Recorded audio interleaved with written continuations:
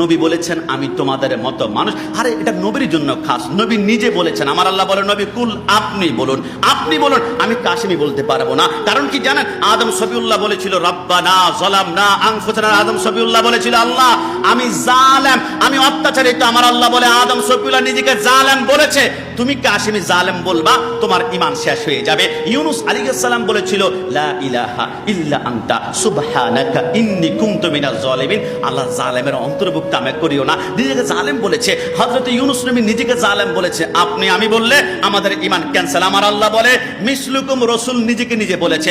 আরে তুমি অবাক হবা, দুনিয়ার জমিনে একজন মানুষ তার দুইটা পা। মনে করেন আপনার মা দুই পা, আপনার স্ত্রী দুই পা, আপনার মার দুইটা হাত, আপনার স্ত্রী দুই হাত, আপনার মা দুই চোখ, আপনার স্ত্রী দুই চোখ, আপনার মার চুল, স্ত্রী চোখ, একদম মা আর স্ত্রী সম্পূর্ণ অঙ্গ প্রত্যঙ্গ সেম। রাতের বেলায় স্ত্রীর সাথে শোয়ার দেওয়া পরে হঠাৎ করে কাপড় উল্টে গেলে স্ত্রীর পেটের দিকে আপনি তাকিয়ে বললেন ও আমার স্ত্রী, তোমার পেটটা তো আমার মায়ের মতো।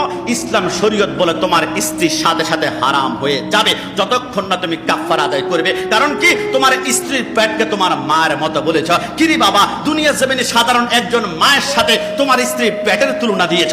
আমার আল্লাহ বলে বরদাস্ত করতে পারি না। না না, মেশাল দিতে পারবে না। মনে রেখো, একজন মায়ের সাথে স্ত্রীর তুলনা করলে স্ত্রী যেমন হারাম হয়ে যায়, মদিনাওয়ালার সাথে তুমি নিজেকে তুলনা করলে তোমার জন্য জান্নাত হারাম হয়ে যাবে। জান্নাত তুলে বলা ঠিক না? নবী কখনো মেশাল হতে পারে না, কোরআন থেকে প্রমাণিত। কোরআন কি বলে? কোরআন বলে আদম সফিউল্লাহকে ফেরেশতারা সিজদা করো, সিজদা করেছে।